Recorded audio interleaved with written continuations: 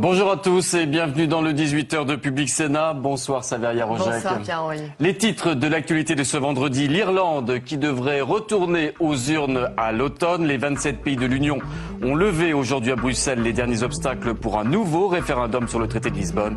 Déjà, José Manuel Barroso se dit très optimiste sur le résultat final. L'Iran sur le fil du rasoir ce soir. Le guide suprême iranien Ali Khamenei place l'opposition au pied du mur. Ce sera la soumission ou l'épreuve de force. Londres juge ses propos inacceptables. Paris met en garde l'Iran contre l'irréparable. Et puis lundi, le Congrès à Versailles. Nicolas Sarkozy s'exprimera en tant que président de la République, bien sûr, pour la première fois devant les parlementaires. Vous pourrez suivre intégralement cet événement politique de cette fin de saison lundi à partir de 10h sur les chaînes parlementaires. Et puis je vous le disais, la situation est toujours extrêmement tendue. Ce soir à Téhéran, l'Union européenne a demandé à l'Iran de garantir la liberté de manifester, alors qu'à Téhéran, le guide suprême Ali Khamenei exige la fin des troubles. Oui, c'était un discours très attendu. Le numéro 1 du régime s'est exprimé pour la première fois depuis les élections. Ali Khamenei a défendu le pouvoir en place. Le peuple a bien choisi Mahmoud Ahmadinejad comme président, a déclaré le guide suprême. La manifestation de l'opposition prévue demain a été interdite. Nicolas Béard. Le peuple a choisi ce qu'il voulait. Ali Khamenei a tranché. Le grand hall de l'université de Téhéran n'est pas assez grand pour accueillir tous les fidèles. Lors de son prêche, le guide suprême apporte son soutien à Mahmoud Ahmadinejad. Il exige maintenant l'arrêt des manifestations. Il ne cédera pas à la rue. Le bras de fer dans la rue après les élections est une erreur. Cela remet en cause le principe même des élections et de la démocratie. Je demande d'y mettre fin. Sinon, les responsables des conséquences et des troubles, ce seront les manifestants.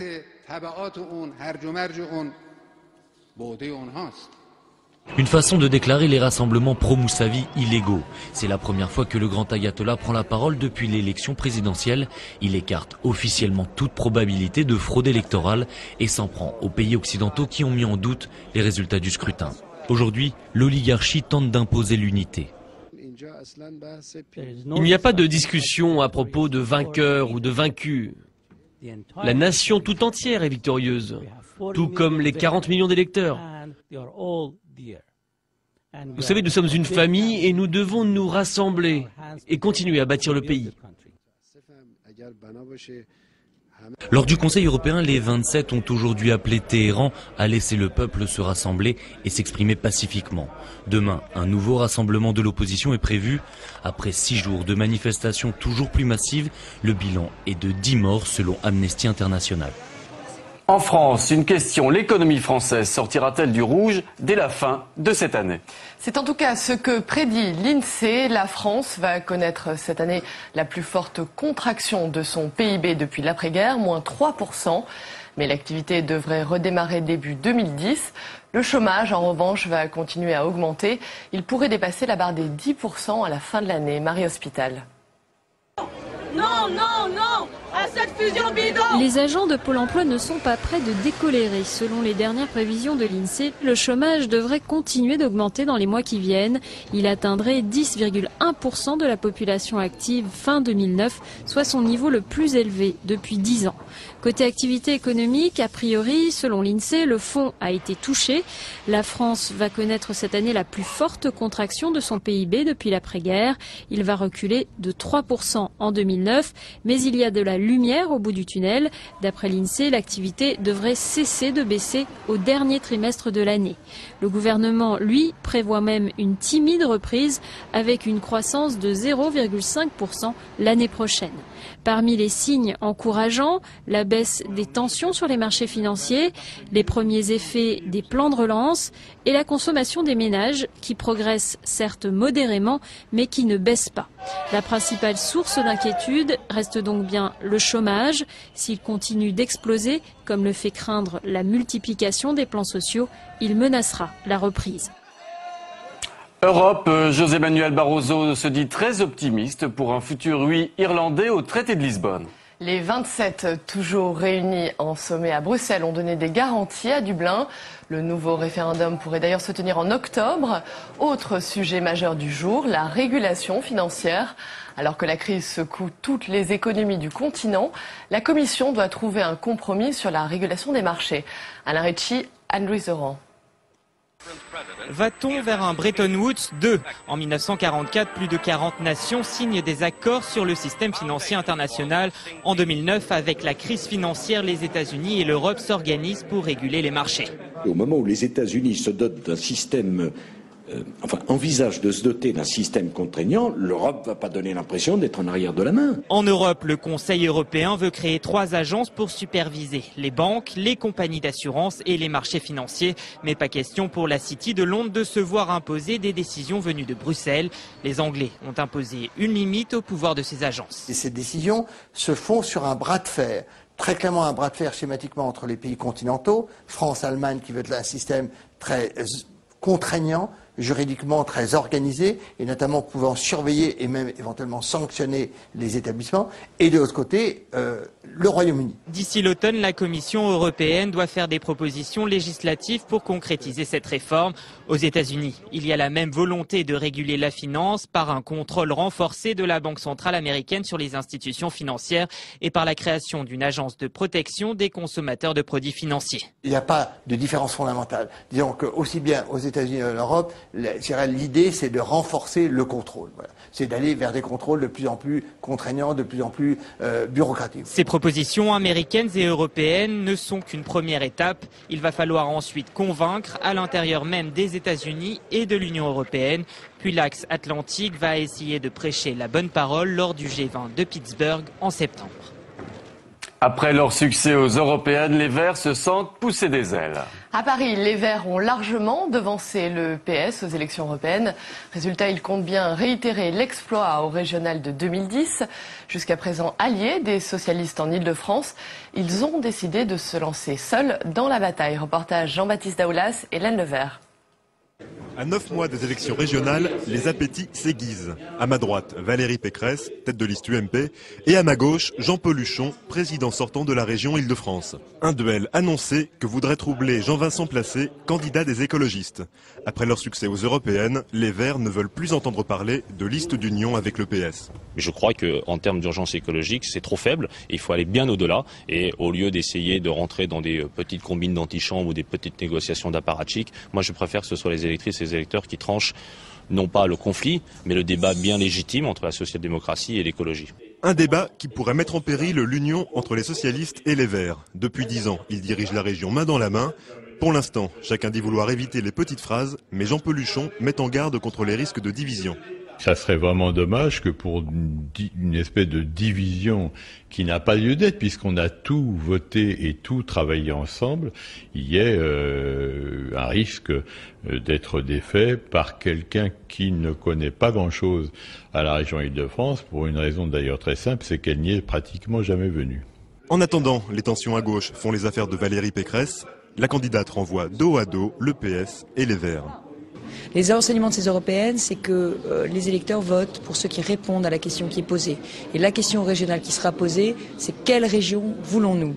Et de ce point de vue, il est normal que les Franciliens soient très déçus par le bilan écologique de la région actuelle et qu'ils aient envie d'un programme bleu et vert, celui qui sera présenté par l'UMP.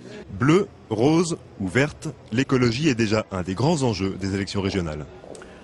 Le gouvernement qui envisage une loi sur le port de la burqa. C'est en tout cas ce qu'a déclaré Luc Châtel, le porte-parole du gouvernement. Et puis interrogé à Bruxelles tout à l'heure, Nicolas Sarkozy s'exprimera lundi sur ce sujet devant le Congrès.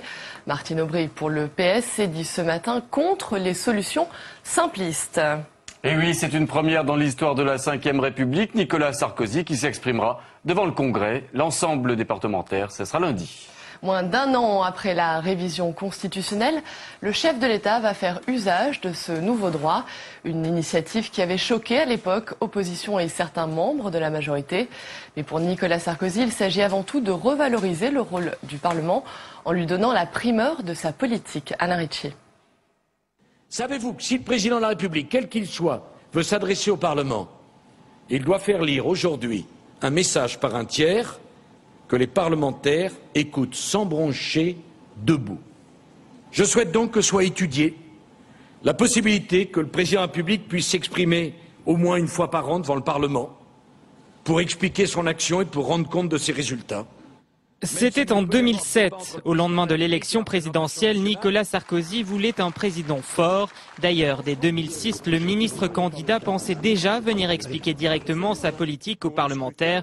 Et il disait « On peut changer les institutions sans changer le numéro de la République ». Il cherchait des signes forts de la responsabilité qu'il voulait affirmer du président de la République dans la conduite de la politique nationale. Et celui-là en est un, puisqu'il présente justement les orientations de la politique nationale devant le Parlement. L'interdiction de la présence du président dans les hémicycles remonte à 1873. À cette époque, les parlementaires voulaient se débarrasser de la présence envahissante du président tiers. Mais depuis, plusieurs présidents ont voulu modifier cet article, mais sans succès.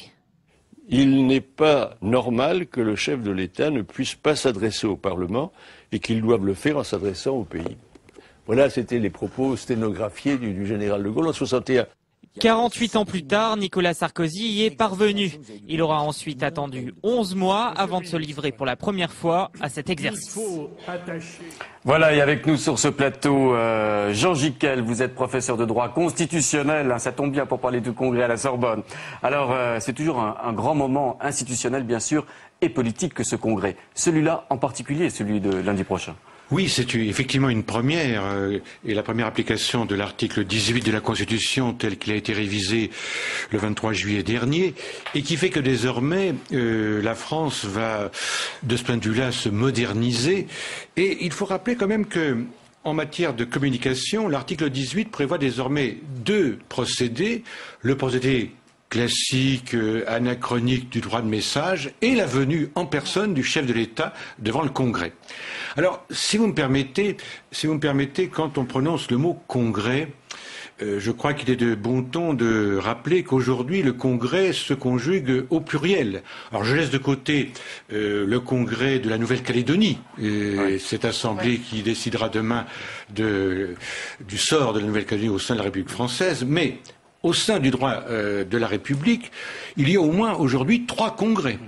Il y a le congrès notamment qui exerce la fonction constituante au titre de la révision de la Constitution de l'article 89, le congrès notamment qui exerce une fonction législative, et je pense ici à l'article 88-5, ce qu'on appelle communément l'article turc, l'article turc, et le 3e congrès, c'est le congrès qui exerce la fonction délibérante en accueillant le chef de l'État sur la base de l'article 18. Parlons de celui de lundi, ce congrès de lundi très important. Est-ce que lundi, le régime de la Ve République va basculer vers un régime plus présidentiel encore ? Oh non, je pense que, je crois que... Il y a quand même des similitudes avec le régime américain où le président fait un grand discours devant le Congrès, où il n'y a pas de Premier ministre. C'est vrai, mais je crois que... vers ça, un peu. Non, je suis d'accord avec vous, mais je crois quand même que cet article 18 répond aux souhaits du président Sarkozy et d'une façon tout à fait naturelle, parce qu'il faut mettre un terme à l'anachronisme, surtout lorsqu'on se souvient que depuis 1993-1994, il existe ce qu'on appelle la diplomatie parlementaire, et que le Sénat, l'Assemblée nationale, accueille dans l'hémicycle des chefs d'État et de gouvernement étrangers. C'est quand même un comble que le président Sarkozy ne puisse pas être invité. Non, je ne pense pas que ça va changer. Simplement, je crois qu'on modernise nos institutions. On va simplement aboutir à cette situation que la déclaration de politique générale, qui était jusqu'alors le fait du gouvernement, sera le fait du président de la République. Mais du reste, le président Sarkozy a accompli ce geste dès son entrée en fonction, en réunissant à l'Élysée des députés et les sénateurs de l'UMP et en s'abstenant d'adresser un message comme le faisaient ses prédécesseurs lorsqu'ils prenaient leurs fonctions. Mais alors d'une certaine manière, justement, est-ce que le Premier ministre n'est pas une victime collatérale de cette réforme? Est-ce qu'il sert encore à quelque chose? Ah, sans aucun doute, parce que le Premier ministre a des responsabilités institutionnelles, et puis le Premier ministre notamment est celui qui met en œuvre la politique présidentielle, qui assure un rôle de coordination. C'est un rouage indispensable de nos institutions. Non, je crois que c'est simplement une façon d'actualiser, d'entériner la prééminence du chef de l'État. L'hyper-présidence actuelle? Oui, parce que ça tient au caractère notamment du chef de l'État, notre président énergétique, comme le disait d'un mot d'esprit Tony Blair. Mais je dirais finalement, c'est la logique des institutions. Un président élu au suffrage universel qui dispose d'une majorité à l'Assemblée et au Sénat, eh bien ce président a tout entre les mains pour faire en sorte que le programme sur lequel il a été élu devienne la réalité juridique de la France. Alors, le président de la République n'assistera pas au débat qui suivra son allocution. Est-ce que c'est une disposition qui est dans la Constitution, sinon dans son esprit aujourd'hui? Alors effectivement, vous évoquez à l'instant la genèse de cette révision. Et il faut rappeler effectivement qu'en 2008, cette question a posé problème. Parce que le comité Balladur, je le rappelle, avait prévu que le chef de l'État pourrait s'adresser soit à l'Assemblée nationale, soit au Sénat. Il y a eu effectivement beaucoup d'hésitations en disant mais est-ce que c'est pas la manière encore de renforcer l'autorité du chef de l'État? Et finalement, la solution qui a été adoptée était celle du Congrès. Alors, je dirais à cet égard que la discussion parlementaire qui suit l'intervention du chef de l'État se fasse hors sa présence me paraît être naturelle. Pourquoi? Eh bien parce que, nonobstant l'autorité politique du chef de l'État, celui-ci, en vertu de l'article 67 de la Constitution, est déclaré irresponsable. Donc, il n'est pas concevable, eu égard au principe de l'article 67 de la Constitution, que le chef de l'État assiste au débat, répond le cas échéant à des questions. Donc je crois que là, notre système est Mais selon les textes, il aurait pu rester? Si le pouvoir constituant l'avait décidé ainsi, oui, puisque le pouvoir constituant, par définition, est souverain. Mais je dirais que le problème, c'est de trouver la conciliation entre le statut du chef de l'État, qui est placé sous le signe de l'irresponsabilité, et le fait qu'à l'occasion d'un... Alors, je rappelle à cet égard qu'en 1962, dans une configuration totalement différente, les députés ont adopté une motion de censure à l'encontre théoriquement du gouvernement de Georges Pompidou à propos de la révision de la Constitution, mais ne pouvant pas atteindre le chef de l'État, eh bien, il s'était rabattu, si j'ose dire, sur le premier. Et du reste, la motion de censure mentionnait expressément le général de Gaulle. Donc, en raisonnant par voie d'analogie, il y a quelque chose qui rappelle que quand le président de la République, si le président de la République venait devant l'Assemblée et qu'une délibération avait lieu en sa présence, son statut d'irresponsabilité serait mis en cause. Et ça, je crois que c'est difficile actuellement de l'accepter. Une dernière question, Jean Gical. Nicolas Sarkozy dit que c'est parce qu'il respecte le Parlement qu'il vient s'exprimer devant lui. Aujourd'hui, l'opposition dit que le Parlement est méprisé. Qui a raison dans cette affaire?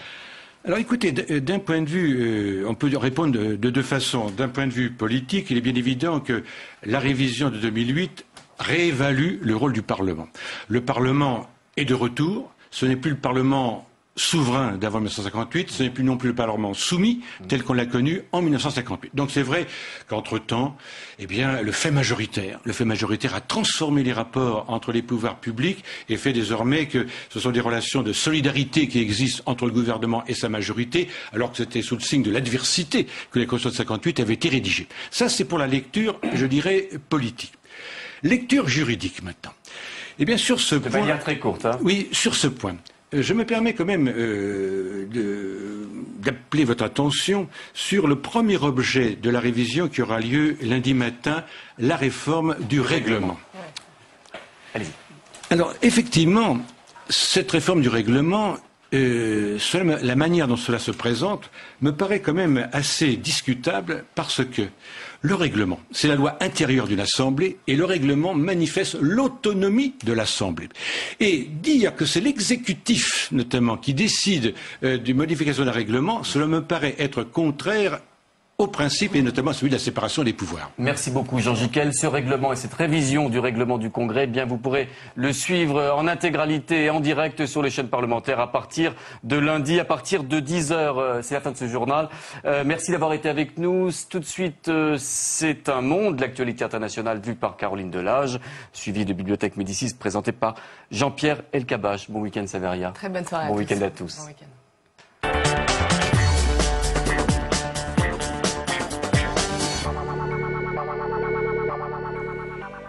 Bonjour à tous, on commence par la photo de la semaine. Ce nageur n'est pas un simple touriste qui profite de l'eau turquoise des Bermudes. Il s'agit de l'un des 4 prisonniers ouïghours de Guantanamo qui ont été innocentés. Barack Obama a envoyé ces musulmans chinois turcophones qui ont quand même passé 7 ans dans les geôles cubaines sur ce minuscule territoire britannique situé dans l'océan Atlantique. Le Gabon a dit adieu à Omar Bongo. Les obsèques du doyen des chefs d'État africains avaient lieu mardi dernier à Libreville, dans l'assistance Nicolas Sarkozy et Jacques Chirac. Et le premier des deux s'est fait copieusement huer. Écoutez. Votre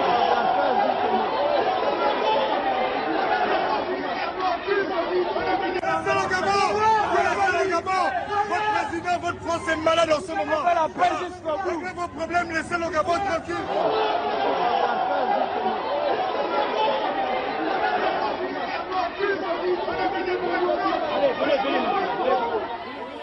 Le chiffre de la semaine, 56%, c'est la cote de popularité de Barack Obama. C'est toujours élevé, mais le président américain a tout de même dévissé de 5 points. Et ce n'est pas son prédécesseur, George Bush, qui va prendre sa défense. L'ancien président est sorti de son silence pour la première fois lors d'un discours en Pennsylvanie. Il a attaqué notamment l'interventionnisme économique de Barack Obama. Autre ancien président américain, Jimmy Carter, était à Gaza cette semaine. Il a dit avoir remis au Hamas une lettre du père du soldat israélien Gilad Shalit, qui avait été enlevé par un commando palestinien en 2006. Territoire palestinien où le discours du Premier ministre israélien a fait l'effet d'une bombe. Benjamin Netanyahou a accepté l'idée d'un État palestinien, mais en y mettant immédiatement des conditions jugées inacceptables. Le futur territoire palestinien devra être démilitarisé. À chacun son drapeau, son hymne, mais pas d'armée, pas de contrôle de l'espace aérien, pas d'entrée d'armes, pas de possibilité de nouer des alliances avec l'Iran ou le Hezbollah libanais. Comme chaque semaine, le regard d'une personnalité étrangère sur l'actualité internationale. Cette fois-ci, l'écrivain turc Nedim Gürsel réagit justement au discours de Benjamin Netanyahou.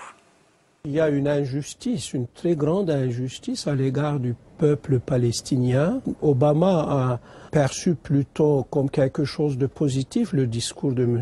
Netanyahou, mais moi, je pense que ce discours est ressenti comme une sorte de gifle par les Palestiniens, car en fait, il ne reconnaît pas un État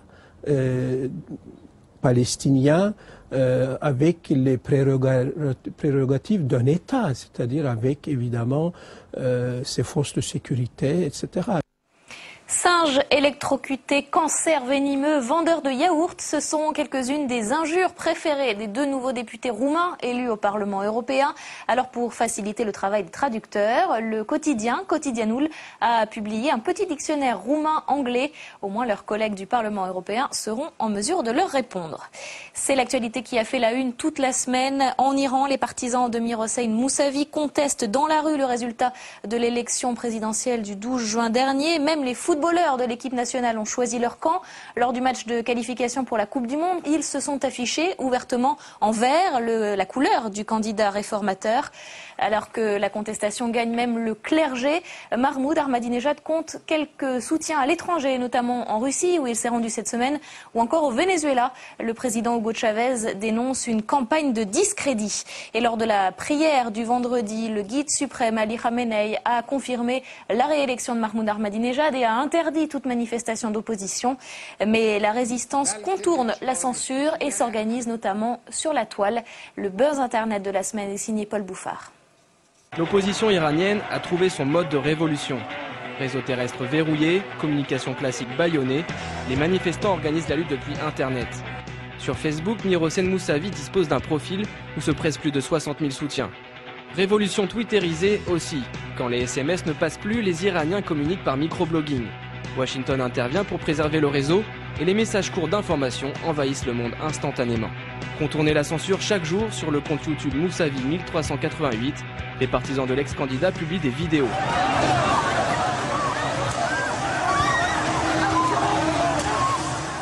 L'homme de la rue devient reporter, certaines sont vues plus de 300 000 fois. En quelques clics, les Iraniens mènent leur cyber-révolution. Et pour décrypter cette semaine dans le monde, nous sommes avec Qatar Abou Diab. Bonjour. Bonjour. Vous êtes politologue, analyste au Cahier de l'Orient. Comment définiriez-vous la réaction de Barack Obama au résultat officiel de l'élection présidentielle en Iran? Prudence ou réel politique? C'est un mélange de réalisme et de prudence. Barack Obama tire les enseignements d'une histoire si difficile entre la République islamique et Washington. Il ne veut pas se montrer comme quelqu'un qui pratique une ingérence ouverte, mais en même temps, il y a un effet Obama qu'on le sent dans toute la région. Et je crois que cet effet Obama a quand même influencé le déroulement des choses en Iran.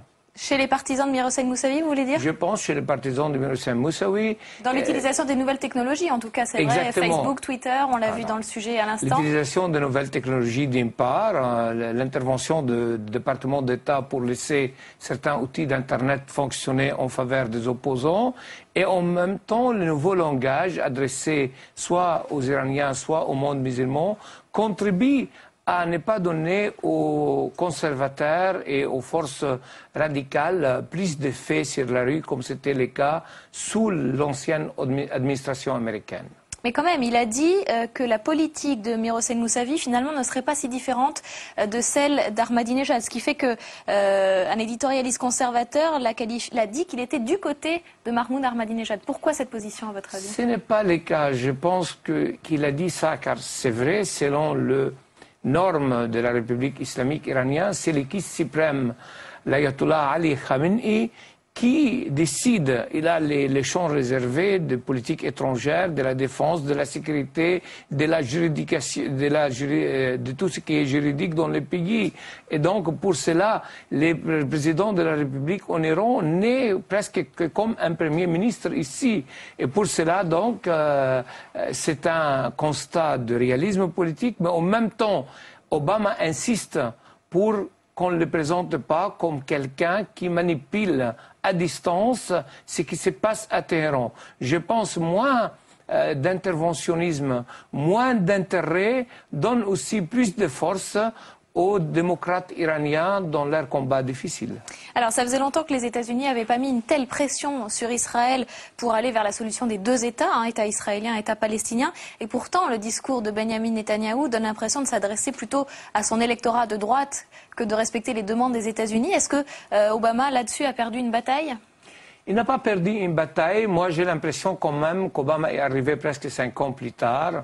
L'option de deux États défendue par Obama sur le terrain avec ses radicalismes israéliens, les divisions interpalestiniennes, l'intervention de forces extérieures comme l'Iran, tout ça complique la donne.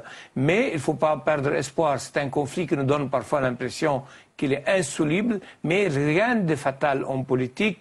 Je pense quand même les États-Unis, avec la France, l'Europe, la Russie, s'ils mènent ou s'ils dirigent une pression conjointe contre les Israéliens, contre ce gouvernement Netanyahou, les lignes peuvent bouger. Juste d'un mot, la politique de Barack Obama au Proche-Orient, pour vous, marque une vraie rupture ? Ça marque une vraie rupture, ça marque une nouvelle orientation. Reste le résultat, car c'est l'épreuve, les tests pour sa réussite dans les autres dossiers aussi. Merci beaucoup, Qatar Abou Diab. Merci d'être venu nous voir. Prochain rendez-vous avec C'est un monde, la semaine prochaine. Même jour, même heure. À bientôt.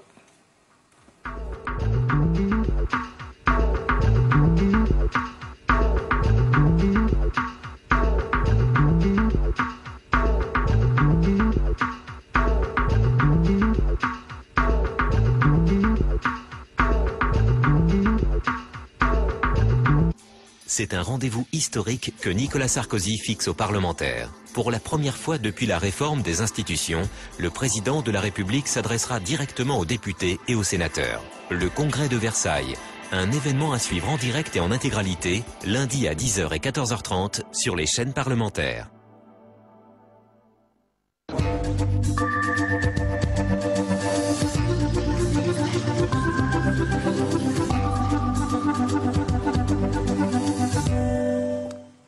Bienvenue à Bibliothèque Médicis. Vous savez que cette émission cite souvent des livres qui sont publiés par la maison d'édition Gallimard, d'autres aussi.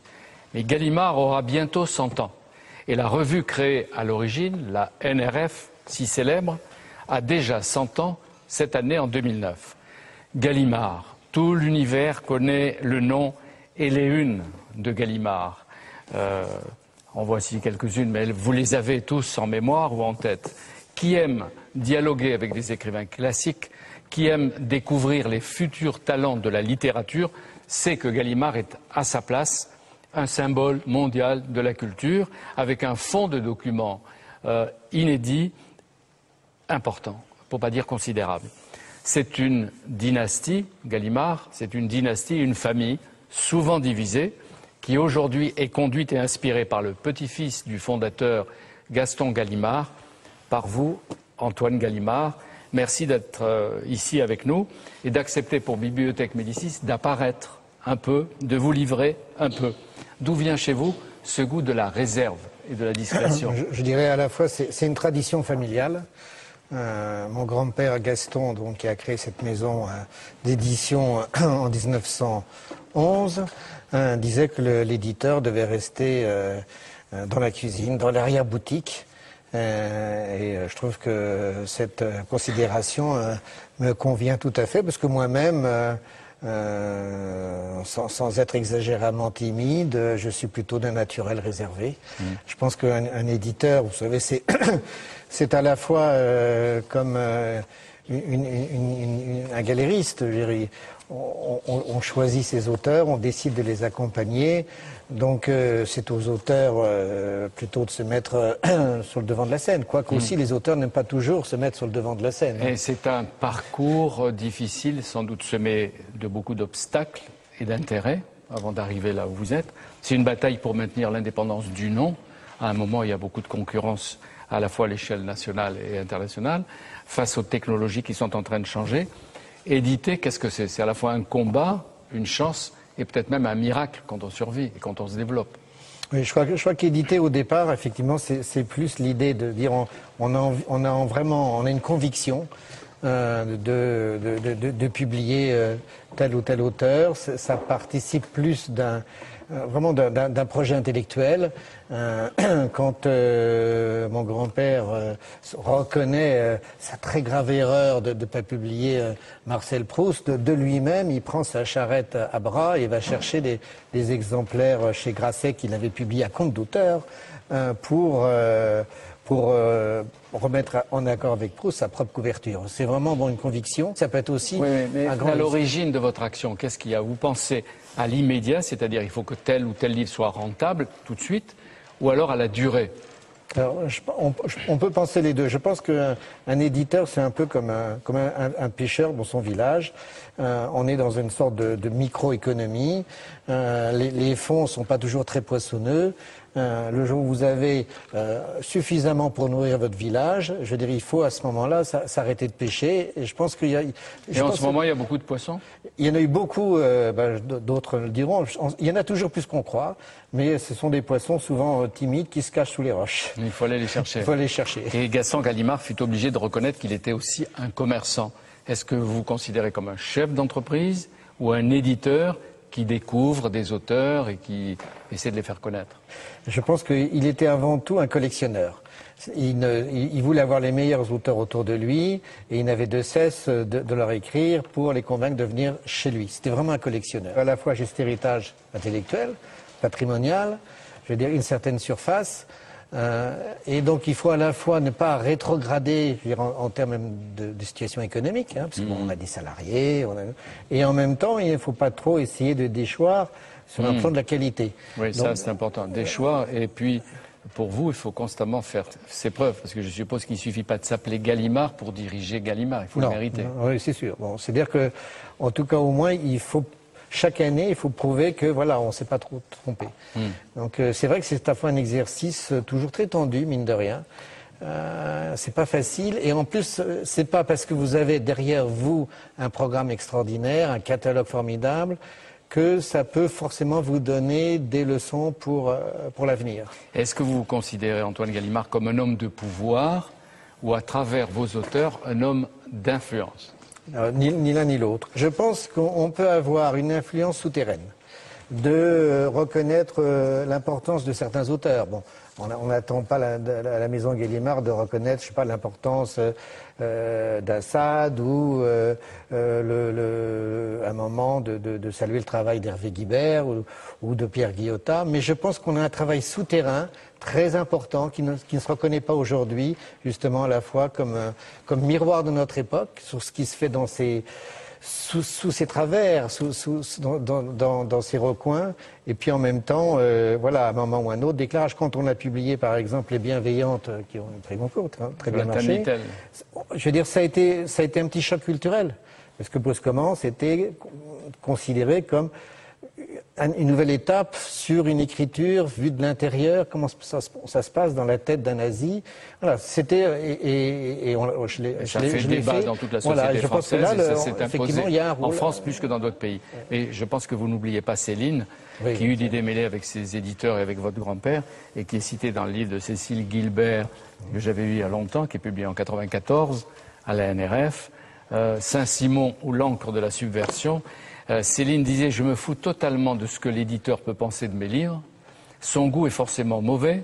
Autrement, il ne ferait pas ce métier de semi-épicier, de semi-macro. » C'est Céline. Oui, c'est Céline. Mais je pense que c'est vrai que y avait ce rapport très fort avec mon grand-père, parce que bon, en plus, il a traité de radin, assis sur sa cassette. C'était pas faux ou c'était faux?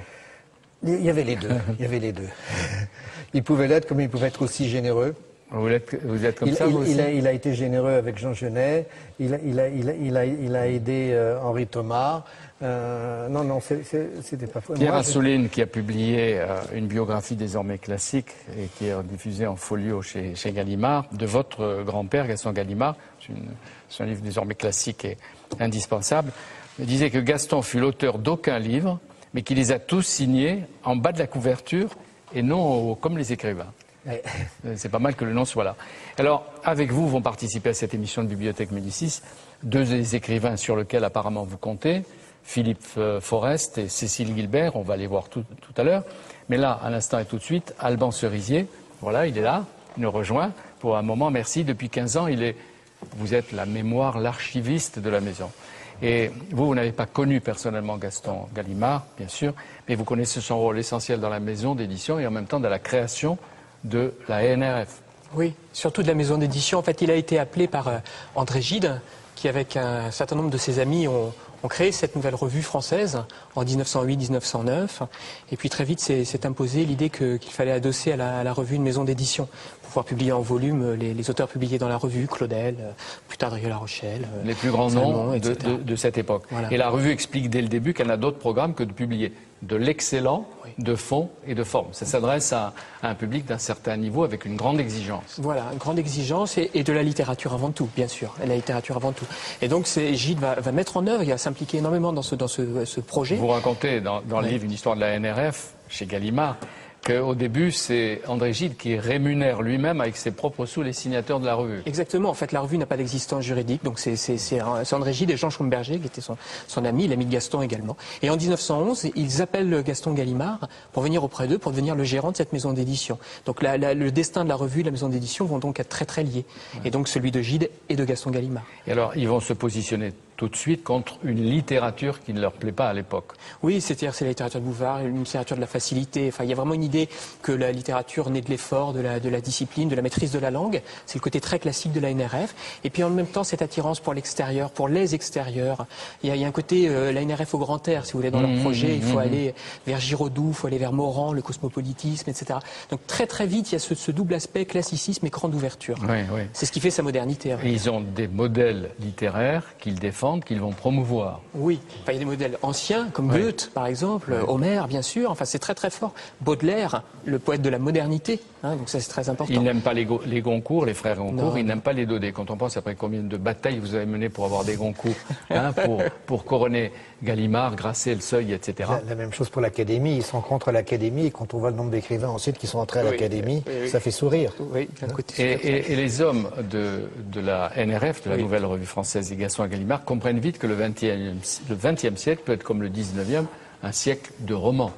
Un siècle de romans, ça va être la grande spécialité de la NRF, bien sûr, avec Proust, avec Alain Fournier aussi, puis avec Malraux, enfin avec Sartre d'une certaine façon aussi, un peu plus tard. Et donc ça va être un moment très très important. Et la critique du roman aussi va être un élément. Ils sont assez sectaires. Parce qu'il y en a qui ne sont pas entrés d'un coup. Que ce soit Jean Cocteau, James Joyce, a été refusé plusieurs fois. Cocteau, Sandrard aussi, beaucoup de réserves, parce que c'est un côté peu... Il n'y a pas assez de tenue. Et sectaire. Oui, et puis pas assez de tenue littéraire. Pas assez de tenue. C'est un problème de langue avant tout. C'est un problème de langue. Voilà. Mais quelqu'un comme Jean Paulhan, qui va être un des grands personnages de cette revue. Jean Paulhan, dont on peut entendre la voix d'ailleurs. Voilà. Avec Anne-Marie Moreau. Voilà. Les auteurs qu'a défendu la NRF jusqu'à présent sont en général des auteurs qui ont été admis, qui ont été considérés par la grande critique et par les académies au bout de 20 ans ou de 25 ans. Des auteurs comme Aragon, Éluard et Breton, par exemple, ont collaboré à la Nouvelle Revue Française à partir de 1920. Eh bien, c'est en 1944. Il a fallu 24 années et une guerre pour que l'Académie et la grande critique les aperçoivent. Il a fallu à peu près 30 ans pour qu'on accordât à Gide l'importance ou la place qu'il a aujourd'hui. Ainsi de Proust, de Valéry et des autres. Ça, c'est Jean Paulhan qui a eu un rôle important à partir de 1920 et surtout 1925, quand il prend la direction de la revue, enfin la rédaction en chef de la revue, et qui va être très impliqué dans les affaires de la maison d'édition. Il a un rôle considérable. Les surréalistes, bien sûr, essentiel. C'est le lien avec Éluard, c'est le lien avec... De 37 à la fin, à sa mort. À sa mort en 68. Oui. En 68. Et il y a la traversée de la guerre, dont on parlera tout à l'heure, etc. Vous notez la bataille entre Claudel et Gide. Ils étaient assez liés en 14. Voilà. Ils vont se séparer et Claudel ne supporte pas les passages carrément homosexuels des livres de Gide. Et il dit: le nom de Gide signifie pédérastie, anticatholicisme. C'est une ancienne sur laquelle il ne me convient pas de me ranger. Il y a un malentendu en fait tout à fait entre Gide et Claudel, qu'entretient Gide avec beaucoup d'inquiétude jusqu'à ce qu'effectivement le conflit aboutisse vraiment à une rupture. Pour autant, Claudel, c'est la cible la plus importante de Gide. C'est sa grande ambition de publier Claudel. Il ne faut pas l'oublier. Alors il y a des échecs. Oui, par exemple Proust, évidemment. Antoine Gallimard. Voilà. Il y a l'échec grec d'une certaine façon, qui est important. Il y a aussi Giraudoux, qu'on laisse échapper un temps. Monterland aussi un temps.